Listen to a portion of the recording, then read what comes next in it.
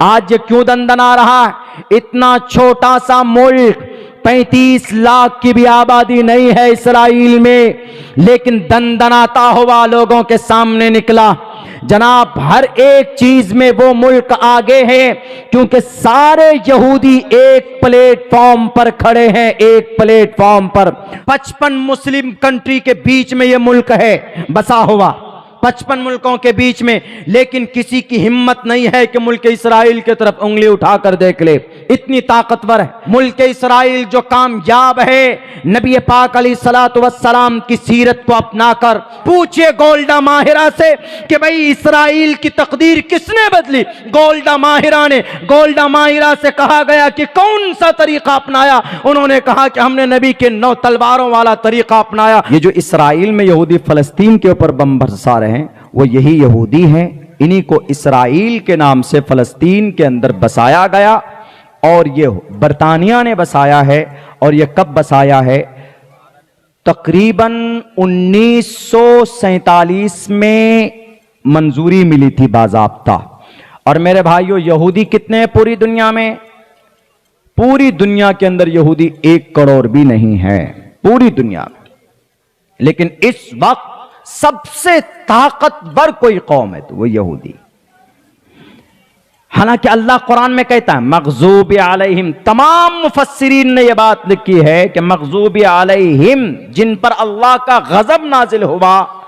तमाम मुफस्सिरीन का, उलमा किराम बैठे हैं, मैं तो एक तालिबे इल्म हूं, वह ज्यादा तफसीर से आपको बता सकते हैं, लेकिन मैं इतना जानता हूं, मैंने पढ़ा है कि मग़ज़ूबि अलैहिम बिल इत्तिफाक तमाम मुफस्सिरीन ने इसका मतलब यहूदियों को लिया है। मग़ज़ूबि अलैहिम वलज़्ज़ालीन से नसारा मुराद है, मग़ज़ूब से यहूदी। अल्लाह का गजब नाजिल हुआ, उसके बावजूद भी सबसे ज्यादा पिटने वाली कौम, सबसे ज्यादा लुटने वाली कौम, सबसे ज्यादा जलील और रुस्वा कौम इस धरती पर, इस दुनिया के अंदर कोई है वो यहूदी है। लेकिन आज की तारीख में सबसे ज्यादा स्ट्रॉन्ग कोई कौम है, सबसे ज्यादा ताकतवर कोई कौम है तो वो यहूदी है। अच्छा, इतना सब कुछ होने के बावजूद भी इस कौम में, ये कौम यहूदी सिर्फ 1 करोड़ क्यों है? यहूदी तन्हा एक ऐसा मजहब और धर्म के लोग हैं जो अपने धर्म का प्रचार नहीं करते हैं। अगर आप जाएंगे कोई, I want to convert into the Judaism, I want to be यहूदी फ्रॉम टुडे, आज से हम यहूदी बनना चाहते हैं सर, हमको ले लीजिए। वो कहेगा नहीं, आइए खाना खाइए, नाश्ता कीजिए, पेट भरिए, चले जाइए, लेकिन यहूदी नहीं बनाएंगे। वो अपने यहूदी धर्म के ऊपर मेहनत नहीं करते हैं, वो नस्ल के ऊपर मेहनत करते हैं, नस्ल के ऊपर। और आपको मालूम नहीं है, जब मैं पढ़ रहा था 3 रोज पहले यहूदी की हिस्ट्री जब मैं पढ़ रहा था, तन्हा एक ऐसी लुटने वाली कौम है कि लुटने के बाद 6 लाख यहूदी को तो हिटलर ने सिर्फ मारा था गैस के चैम्बर में, जो भी चाहता भगा देता, मार देता था। तकरीबन 38 तंजीमें बनी यहूदी धर्म के अंदर, कहां? अमेरिका में और फलस्तीन इसराइल के अंदर, अपने मजहब और अपनी बका के लिए जो इन्होंने मेहनत की है। और पता है मेहनत कैसे की? मेहनत करने का कोई तरीका होता है तो उन्होंने मोहम्मद रसूलुल्लाह की सीरत को सामने रखकर मेहनत की। और आज मोहम्मद की सीरत पर चलकर यहूदी कामयाब, और आज हम मोहम्मद का नाम सिर्फ लेकर आज हम नाकाम। फर्क यह है वो प्रैक्टिकली अमल करते हैं, और हम में फर्क यह है कि हम प्रैक्टिकली अमल नहीं करते। आज हम यहां जलसे में तो जनाब खूब फजीलत पर बात करेंगे, बड़ी तादाद में लोग आएंगे, हम भी बयान करेंगे। सब मुसलमान जो हैं, जो मोहम्मद रसूलुल्लाह के आशिक और हम गुलाम और हम मुहिब हैं, लेकिन अमली एतबार से खोखला। पूछ लो 5 सुन्नत नबी की बता दे कोई नौजवान, इधर उधर देखेगा, नहीं बता सकता। यहूदी प्रैक्टिकली नबी की सीरत पर अमल कर कर कामयाब हुआ है। आज चौथा prime minister of Israel, Israel का चौथा प्राइम मिनिस्टर का नाम गोल्डा मायरा, लेडी थी, ताकतवर बोल्ड लेडी। ये इसराइल बहुत पुराना, 100 साल इसकी तारीख नहीं है मुल्क इसराइल की, बल्कि आप कहिए तो 6 मुल्कों को, सीरिया, जॉर्डन, लेबनान और मिस्र, इन सबको अकेला, और सऊदी अरब, इन सबको तने तनहा 1967 में पानी पिलाकर दम छोड़ा था मुल्क इसराइल ने। ताकत कहां से आई थी? ताकत नबी के तरीके पर चलकर इन्होंने हासिल किया था।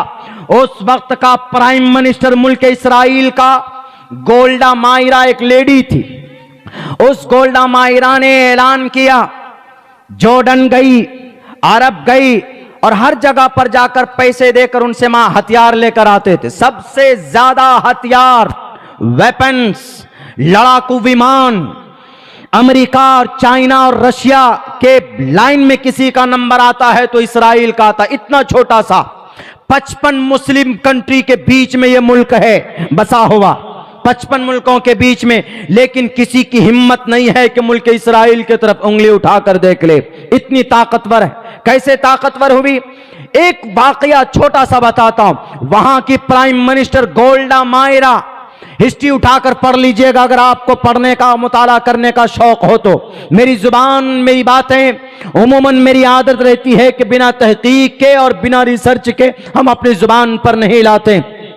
गोल्डा माहिरा करीब के मुल्कों में जाकर इन्होंने सबसे सौदा किए कि हमें ये हथियार चाहिए, हमें ये वेपन्स चाहिए, हमें ये गन चाहिए, हमें ये तोप चाहिए, हमें ये गोला चाहिए, हमें ये फाइटर जेट चाहिए, हमें फला चाहिए, ये चाहिए। जबकि वहां पर इसराइल में भुखमरी, सारे मीडिया वाले और वहां के आवाम इनके मुखालिफ गोल्डा मायरा के, मैडम आप प्राइम मिनिस्टर क्या बने, हमें आप भूखा मार देंगे। उन्होंने कहा कि तुम लोग नहीं जानते हो, जाओ कुछ सालों के बाद मुझसे मुकाबला करना। जब पैसे देकर वहां के आवाम को भूखा रखकर जब इसने टोटल हथियार को जमा किया, 1948 में जंग शुरू हुई। इसराइल एक तरफ और चारों तरफ से 6 मुल्क, बड़ी क्या नेशन, सऊदी अरब, इजिप्ट, इधर मिस्र, उधर से सीरिया, लेबनान, जॉर्डन, उधर समंदर बीच में गजा, फिर फलस्तीन का टेंशन अलग बीच में। अब बताइए कि ये क्या करे। लेकिन 1948 से लेकर 1967 तक ये जंग चली और सबको पीछे छोड़ दिया, सबको हराया और मुल्क इसराइल 1967 में बाज़ाब्ता फलस्तीन पर और कब्जा किया, 80% फलस्तीन के ऊपर कब्जा किया और यह कहा कि वी वॉन, हम जीत चुके। गोल्डा माहिरा ने ऐलान किया। तब बुलाया उन्होंने मीडिया वालों को, आओ मैं तुम्हें बताता हूं, अब से 4 साल 5 साल पहले तुम लोगों ने ऐलान किया था ना कि मैडम भूखे मर रहे हैं मुल्क इसराइल के लोग और आप हथियार खड़ाने में बेचते हैं। जो भी पैसा बचा है यहां के लोगों की परवरिश कीजिए, इसराइल में बसने वालों के, आप क्यों हथियार खरीद रहे हैं? उन्होंने कहा कि तुम नहीं जानते, अब मैं बताता हूं। उन्होंने कहा कि देखो आज मेरी क्या हैसियत है, आज हम जो चाहते थे हमने वो हासिल कर लिया है। कहा कि आपने ये टिप्स कहां से सीखा?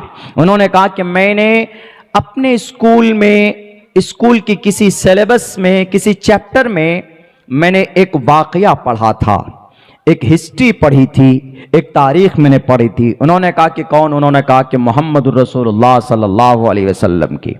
कहा क्या तारीख पढ़ी आपने?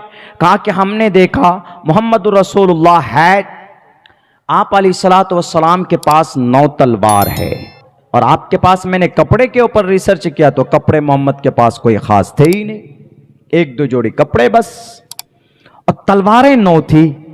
और मोहम्मद रसूलुल्लाह क्या आराम से रहे? नहीं, आप अलैहिस्सलातु वस्सलाम ने अपनी दिफा में तकरीबन 23 या 27 जंग में शरीक हुए, 27 जंग, बनफ्स नफीस।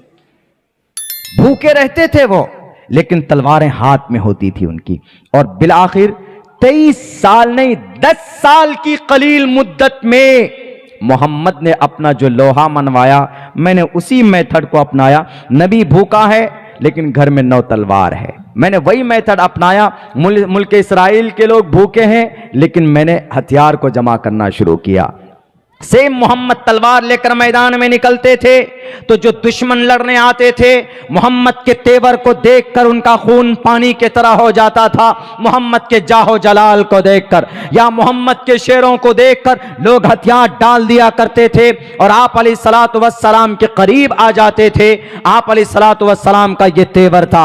हमने मोहम्मद का तरीका अपनाया और आज हम कामयाब हुए।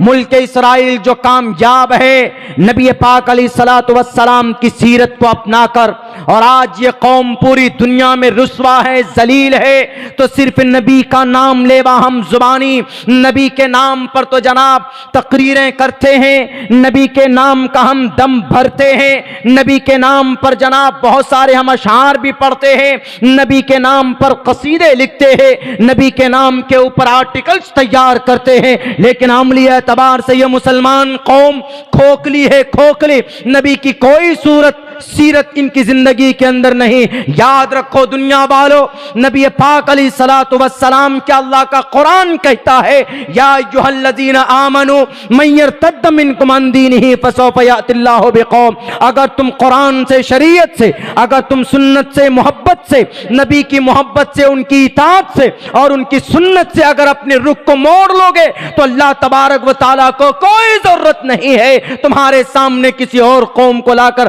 खड़ा करके वो दुनिया के अंदर मिसाल कायम कर सकता है वो रब, और बता सकता है। ये तारीख गवाह है, अल्लाह तबारक व तआला का निजाम है। अल्लाह की शरीयत को जो भी अपनाएगा, भले ही क्रिश्चियन हो के यहूदी, उलमा बैठे हैं पूछ सकते, नबी की सुन्नत को अगर कोई यहूदी अपनाता है तो वो दुनियावी एतबार से जरूर कामयाब होता। कुरान के हुक्म के मुताबिक कोई जिंदगी गुजारता है, भले ही वो सनातन धर्मी हो, भले ही 100 करोड़ देवी देवताओं को पूजता हो, लेकिन दुनिया के एतबार से वह जरूर कामयाब होगा। आखिरत में जन्नत जाने के लिए ईमान शर्त है, आखिरत में जन्नत जाने के लिए जनाब कुछ शराइत है, लेकिन दुनियावी एतबार से वह जरूर कामयाब होगा जो नबी के पैटर्न को अपनाएगा। पूछिए गोल्डा माहिरा से कि भाई इस्राइल की तकदीर किसने बदली? गोल्डा माहिरा ने। गोल्डा माहिरा से कहा गया कि कौन सा तरीका अपनाया? उन्होंने कहा कि हमने नबी के 9 तलवारों वाला तरीका अपनाया, और जिसकी वजह से मुल्क इस्राइल पूरी दुनिया में फातेह माना गया। नबी का तरीका जो भी अपनाएगा वो दुनिया में जरूर कामयाब होगा। वो अलग बात है कि जन्नत जाने के लिए, वहां बुलंदी दरजात के लिए, जन्नत पाने के लिए दैट इज ईमान कंपलसरी, वो जरूरी है। लेकिन इस दुनिया में अगर आप नबी की सीरत और सुन्नत से मोहब्बत नहीं करते हैं, साल में सिर्फ एक मरतबा हम जलसा कर लें या नबी के शान में हम अच्छे कसीदे पढ़ लें, नबी के नाम का चर्चा कर लें, नहीं, अमली जिंदगी में नबी की कितनी सीरत और सुन्नत आपकी जिंदगी में है वो काउंट करने की जरूरत है।